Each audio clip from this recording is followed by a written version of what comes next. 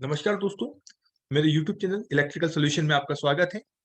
और इस चैनल पे मैं आपको control system complete course with my hand written notes दूंगा।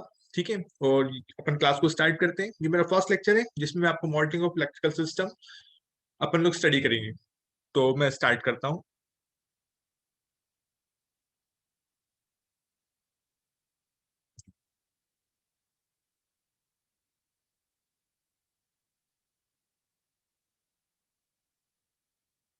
तो ये मेरे पास कंट्रोल सिस्टम के हैंड रिटन नोट्स है और इन्हीं हैंड रिटन नोट्स में आपको पढ़ाऊंगा। और ये पूरे हैंड रिटन नोट्स मैं आपको डिस्क्रिप्शन बॉक्स में दे दूंगा।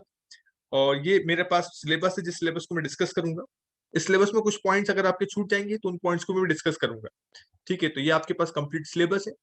और इस कंप्लीट सिलेबस में आपके पास टोटल मिला के 18 पॉइंट्स है। ठीक है, ये अभी आपके पास यूनिट फर्स्ट को स्टडी कर रहे हैं, फिर unit second, unit third, unit fourth, unit fifth सभी चैप्टर को अपन डिस्कस करेंगे। तो ये आपके पास जो फर्स्ट आपके पास टॉपिक है वो टॉपिक है आपके पास मॉडलिंग ऑफ इलेक्ट्रिकल सिस्टम, जिसको मैं आपको डिस्कस कर रहा हूँ। तो स्टार्ट कर देते हैं। Modelling of electrical system. तो modelling of electrical system means अपन मैथमेटिकल मॉडलिंग की बात कर रहे हैं इलेक्ट्रिकल सिस्टम की। तो अगर आपके पास किसी भी इलेक्ट्रिकल सिस्टम को आपको मॉडल करना है तो इलेक्ट्रिकल सिस्टम मतलब आपके पास थ्री प्राइमरी पैरामीटर हैं जिनको आपको डिस्कस करना पड़ेगा। जो फर्स्ट पैरामीटर है वो आपके पास है रजिस्टर, सेकंड पैरामीटर है इंडक्टर और थर्ड पैरामीटर है कैपेसिटर। मतलब आपको रजिस्टर, कैपेसिटर और इंडक्टर को अगर आपको लिखना है तो उसकी क्या मैथमेटिकल इक्वेशन होगी, उसी मैथमेटिकल इक्वेशन को अपन क्या बोलेंगे, मॉडलिंग ऑफ इलेक्ट्रिकल सिस्टम बोलेंगे। इट मींस अगर आपके पास रेजिस्टेंस की मैं इक्वेशन लिखूंगा तो आपके पास जो भी आपके पास इक्वेशन है मैथमेटिकल इक्वेशन, उसको अपन रेजिस्टेंस की मॉडलिंग बोलेंगे। अगर मैं इंडक्टर की इक्वेशन लिखूंगा तो इंडक्टर की इक्वेशन आपके पास क्या होगी, modelling of electrical, modelling of inductor होगा। और थर्ड आपके पास अगर मैं कैपेसिटर की इक्वेशन लिखूंगा तो कैपेसिटर की इक्वेशन मतलब आपके पास मॉडलिंग ऑफ कैपेसिटर होगा। और इक्वेशन में आपको मेनली क्या लिखना है, अगर इलेक्ट्रिकल सिस्टम की बात करूंगा तो इलेक्ट्रिकल सिस्टम में दो ही इंपॉर्टेंट पैरामीटर होते हैं, वोल्टेज और करंट।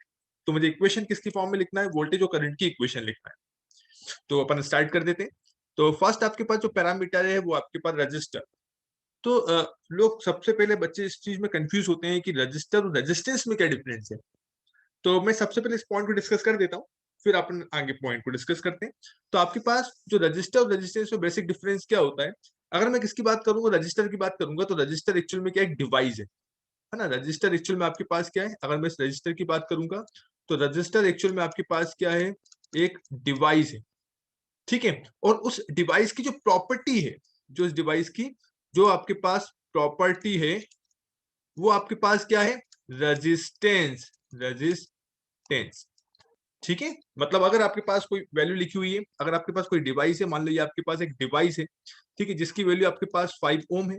इट मींस ये डिवाइस है, इस डिवाइस को अपन क्या बोलेंगे, रजिस्टर बोलेंगे, जिसकी वैल्यू कितनी है आपके पास 5 ओम है। और जिसकी प्रॉपर्टी क्या है, उसकी प्रॉपर्टी है आपके पास करंट के फ्लो होने का अपोज करना। तो मैंने आपको यहाँ पे लिखा है कि resistance is the property of material which oppose the flow of current. ठीक है, रेजिस्टेंस आपके पास प्रॉपर्टी ऑफ मटेरियल है जो आपके पास करंट के फ्लो ने अपोज करता है, ये उसकी प्रॉपर्टी है। और तो डिवाइस को अपन क्या बोलेंगे, उस डिवाइस को यहाँ पे मैंने वैल्यू लिख दिया, वैल्यू मतलब अपन डिवाइस की बात कर रहे हैं, उस डिवाइस को अपन क्या बोलेंगे, रजिस्टर बोलेंगे। तो ये आपके पास रजिस्टर की बेसिक डेफिनेशन है। तो अगर मुझे रजिस्टर की आपको मैथमेटिकल मॉडलिंग लिखना है तो मैथमेटिकल मॉडलिंग मींस मुझे किसका यूज करना पड़ेगा, ओम्स लॉ का यूज करना पड़ेगा। तो मैं डायरेक्ट आपके पास किसका यूज करूंगा, ओम्स लॉ का यूज करूंगा। तो ओम्स लॉ से आपके पास क्या पता चलता है, V equal to I R, ये सिंपल आपके पास ओम्स लॉ की इक्वेशन होती है। तो ये सिंपल वोल्टेज की इक्वेशन हो गई। तो ये आपके पास एक मैथमेटिकल मॉडलिंग हो गई इलेक्ट्रिकल सिस्टम की, रेजिस्टेंस की। और सेकंड आपके पास अगर मुझे करंट की वैल्यू फाइंड आउट करना है तो करंट इक्वल टू कितना होगा, वोल्टेज डिवाइड बाय रेजिस्टेंस। तो ये आपके पास, आई होप आपको रेजिस्टेंस समझ में आ गया होगा और रेजिस्टेंस और रजिस्टर के बीच में डिफरेंस भी समझ में आ गया होगा। रजिस्टर आपके पास डिवाइस है और रेजिस्टेंस उस डिवाइस की प्रॉपर्टी है। ठीक है, और नेक्स्ट अपन किसकी बात करते हैं, नेक्स्ट मैं इंडक्टर की बात करता हूं कि इंडक्टर आपके पास क्या है।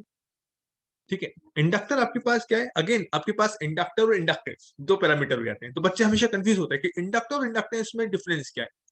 ठीक है, तो इंडक्टर मतलब आपके पास वो डिवाइस, इंडक्टर मतलब आपके पास क्या हुआ, किसकी बात कर रहा हूँ मैं, डिवाइस की बात कर रहा हूँ। सपोज ये आपके पास कोई इंडक्टर है, ठीक है, तो ये आपके पास एक्चुअल में एक डिवाइस है, और मान लो इस डिवाइस की वैल्यू आपके पास 5 मिली हेनरी है। ठीक है, तो ये आपके पास एक इंडक्टर एल है जो डिवाइस है, ठीक है, जिसकी वैल्यू आपके पास 5 मिली हेनरी है। और डिवाइस की जो प्रॉपर्टी है, वो प्रॉपर्टी क्या है, वो आपके पास करंट के चेंज होने का पोस्ट करता है। ठीक है, तो उस प्रॉपर्टी को अपन क्या बोलेंगे, इंडक्टेंस बोलेंगे। ठीक है, तो मतलब आपके पास सिंपल सा लॉजिक है कि अगर मैं किसकी बात करूंगा, इंडक्टर की बात करूंगा, तो इंडक्टर एक्चुअल में क्या है, आपके पास डिवाइस है। ठीक है, इंडक्टर आपके पास एक्चुअल में क्या है, डिवाइस है। और इसकी जो प्रॉपर्टी है वो आपके पास क्या है, इंडक्टेंस। इंडक्टेंस इसकी क्या है, प्रॉपर्टी। ये आपके पास डिवाइस है, इंडक्टर डिवाइस है, उसकी प्रॉपर्टी आपके पास इंडक्टेंस है। तो आई होप ये आपको क्लियर हो गया होगा, है ना। मैं इसकी डेफिनेशन एक बार आपके सामने रीड कर देता हूँ, जिससे आपको और अच्छे ढंग से समझ में आ जाए। तो आपके पास इसकी जो डेफिनेशन है, वो डेफिनेशन है, inductance is the property of material. Inductance आपके पास क्या प्रॉपर्टी है, inductance the property of material which oppose the change of current, है ना। वो आपके पास करंट के चेंज होने का अपोज करता है। ठीक है, और मैं यहाँ पे लिखते हैं इट्स वैल्यू कॉल्ड, है ना, इट्स वैल्यू मतलब उस डिवाइस को, है ना, वैल्यू मतलब device, it's and it's device called inductor. उस डिवाइस को अपन क्या बोलेंगे, इंडक्टर बोलेंगे। ठीक है, और मुझे इसमें इसकी मैथमेटिकल मॉडलिंग लिखना है। तो मैथमेटिकल मॉडलिंग के लिए अगेन मैंने एक इंडक्टर लिया, जिसको मैंने supply voltage V of T के क्रॉस कनेक्ट किया, सर्किट में आपके पास करंट फ्लो होने लगा आई ऑफ टी। और मुझे इसकी मैथमेटिकल इक्वेशन लिखनी है वोल्टेज और करंट की। तो जब भी आप इंडक्टर की बात करेंगे तो अपन फेराडे लॉ की बात करेंगे। तो from the Faraday law of electromagnetic induction, Faraday law की बात करते हैं। तो फेराडे लॉ आपके पास होता है कि rate of change of flux linkages, है ना, जब कभी भी आपके पास फ्लक्स फ्लक्स लिंकेजेस की वैल्यू चेंज होती है टाइम के रिस्पेक्ट में, तो एक वोल्टेज इंड्यूस करता है। ये सिंपल फेराडे लॉ है। यहाँ पे जो साई ऑफ टी है वो किसको रिप्रेजेंट कर रहा है, साई ऑफ टी एक्चुअल में आपके पास फ्लक्स लिंकेजेस को रिप्रेजेंट कर रहा है। यहाँ पे मैं फ्लक्स और फ्लक्स लिंकेजेस को भी डिफर कर देता हूँ। फ्लक्स लिंकेजेस मतलब साई, और फ्लक्स लिंकेजेस का जो फॉर्मूला होता है वो एन इंटू फाइव होता है। वो फाइव यहाँ पे जो होता है वो आपके पास मैग्नेटिक फ्लक्स होता है, ये आपके पास मैग्नेटिक फ्लक्स है। ठीक है, मतलब आपके पास जो मैग्नेटिक फ्लक्स है, वो कोई आपके पास उस मैग्नेटिक फ्लक्स से वोल्टेज इंड्यूस नहीं हो सकता। फ्लक्स लिंकेजेस जिस कॉइल से वो लिंक कर रहा है, इसलिए उसको अपन क्या बोलते हैं, फ्लक्स लिंकेजेस बोलते हैं। तो flux linkages very important formula है। अगर आपको कंप्लीट फ्लक्स की फॉर्म में कन्वर्ट करना है, तो साई के बदले आप एन इंटू फाइव को पुट करना पड़ेगा।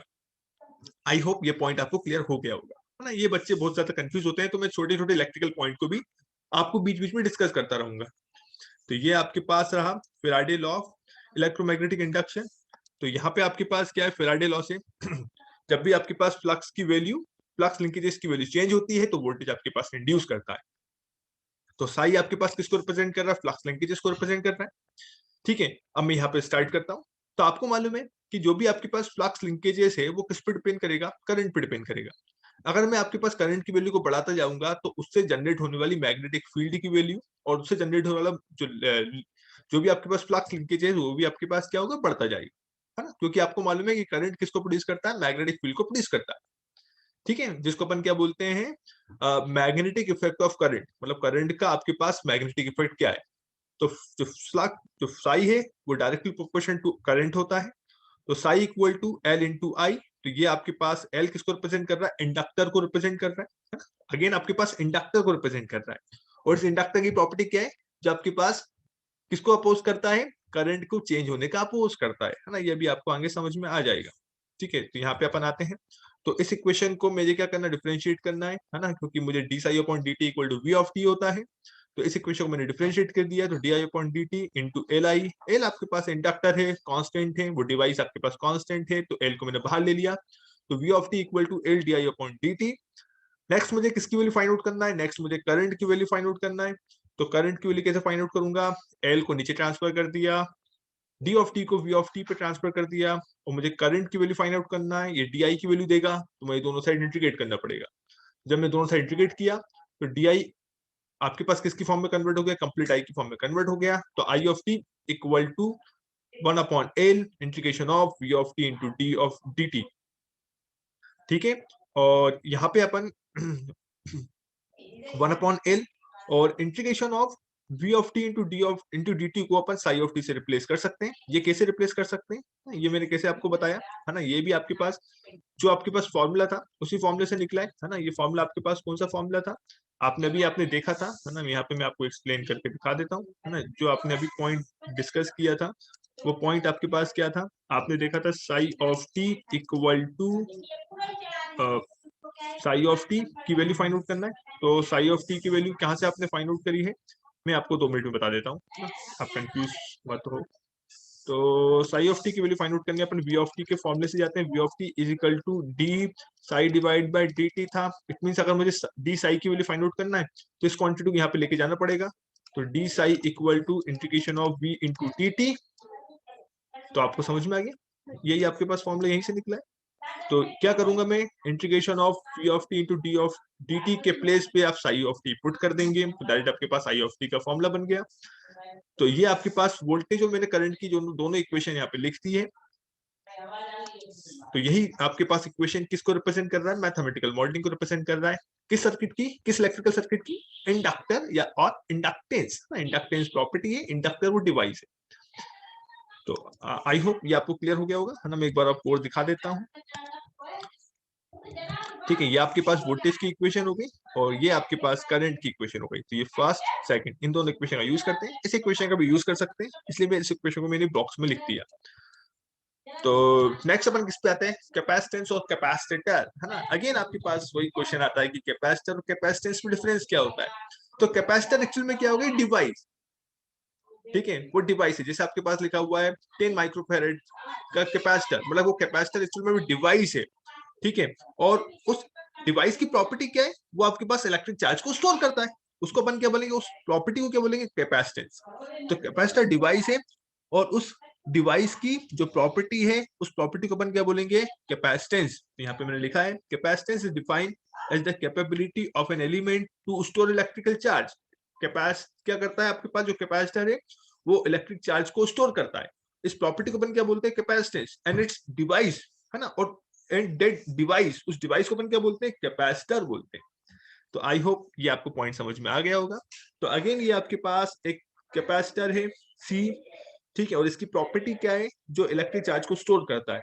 यहाँ पे मैंने एक सप्लाई कनेक्ट किया वी ऑफ टी, और यहाँ पे आपके पास जैसे सर्किट को मैंने क्लोज किया तो सर्किट में करंट फ्लो लगा आई ऑफ टी। अब मुझे इसकी मैथमेटिकल इक्वेशन लिखना है, इट मींस वोल्टेज और करंट की इक्वेशन लिखना है।